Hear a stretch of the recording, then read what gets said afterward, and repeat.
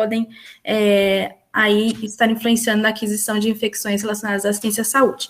E que englobam aí todos os tipos de higienização das mãos, tanto a higiene simples, né, com o sabonete sem nenhum tipo de componente antisséptico, aquela higiene antisséptica, que é com o sabonete com agente antisséptico, e aí existem diversas discussões em cima dessa questão dos antissépticos, né, muito se fala, tem muitos estudos aí, qual é o melhor, qual dele, alguns estudos saindo sobre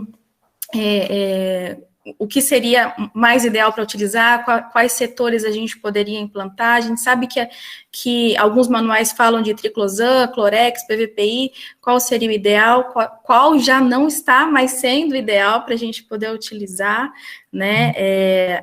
Existem aí alguns estudos falando, né, triclosan com contaminação, alguns falando de clorex com riscos enfim, para a saúde ocupacional, mas enfim, isso ainda são assuntos não resolvidos e que necessitariam de muito mais estudos.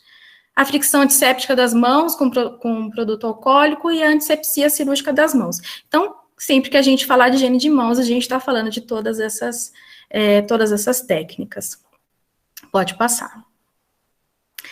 E claro, né, não menos importante, né, porque, né, higiene das mãos sendo uma das metas internacionais de segurança do paciente, né? Lembrando, né, como os colegas já colocaram, como vocês já vêm discutindo aí nos últimos dias a respeito disso, né, as metas internacionais, na verdade, elas vêm para trazer soluções às nossas problemáticas baseado em evidências, né? E a higienização das mãos é um dos fatores mais importantes, né, dentro do fator de redução de risco de infecções, né? Pode passar. E aí eu deixo o questionamento, e que é para isso que essa meta vem trazer, na verdade, para essa provocação do questionamento. Será mesmo? Você acredita que a higienização das mãos é importante na segurança dos pacientes? E eu adoro essas fotos, né? Pode parecer estranho, mas eu gosto muito delas, porque quando a gente fala de higienização das mãos, e a pandemia veio deixar isso muito claro para a gente, que a gente está combatendo um inimigo invisível, pelo menos, né, a olhos nus, né?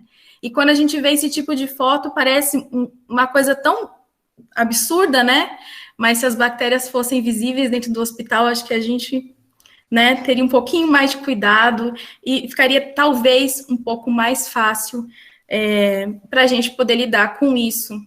Parece curioso, né, e por isso que eu ressaltei essa questão, poxa, que interessante, né, higiene das mãos entre as metas internacionais de segurança do paciente, parece uma coisa tão simples, né, tão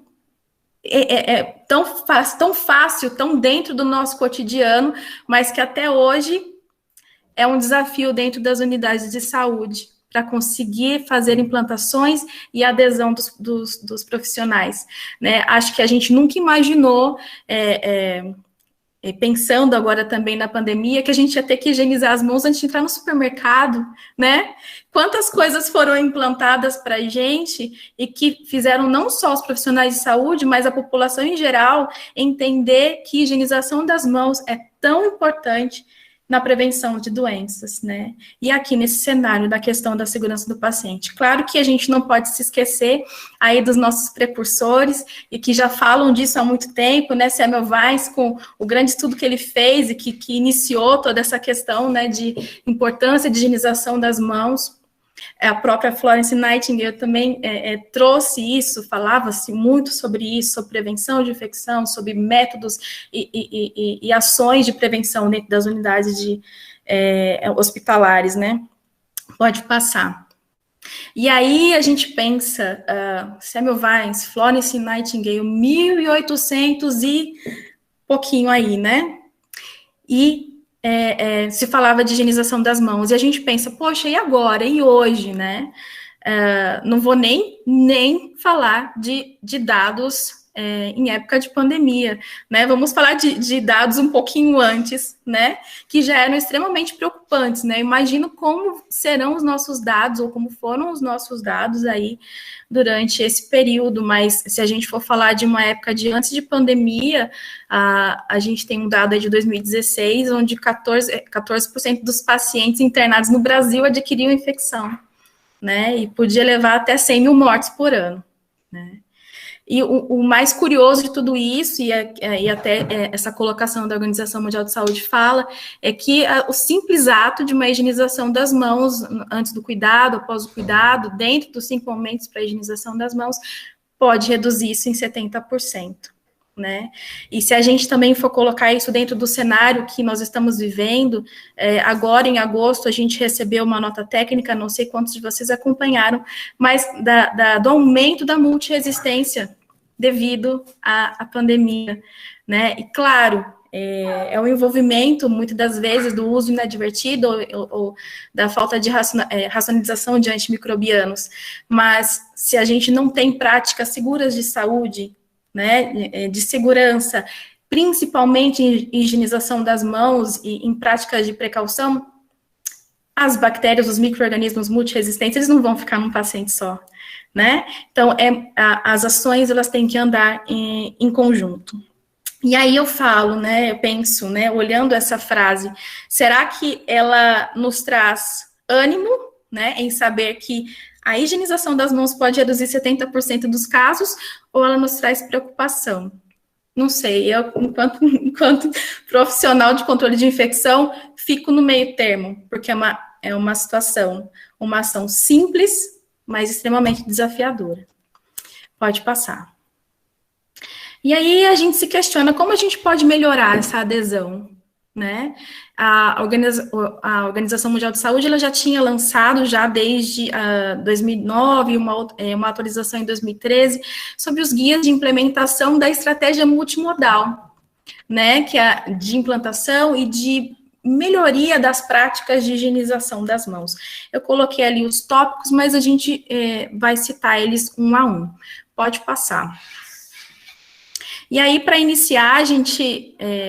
não menos importante, talvez uma das coisas mais importantes, que é a questão da mudança de sistema, e falando em Organização Mundial de Saúde, a preocupação também na questão de fornecimento até de água, né, que essa água não falte, que coisa, né, coisas tão simples, e a gente precisa se preocupar. Como está a nossa estrutura para a higiene de mãos dentro dos nossos hospitais e unidades de saúde?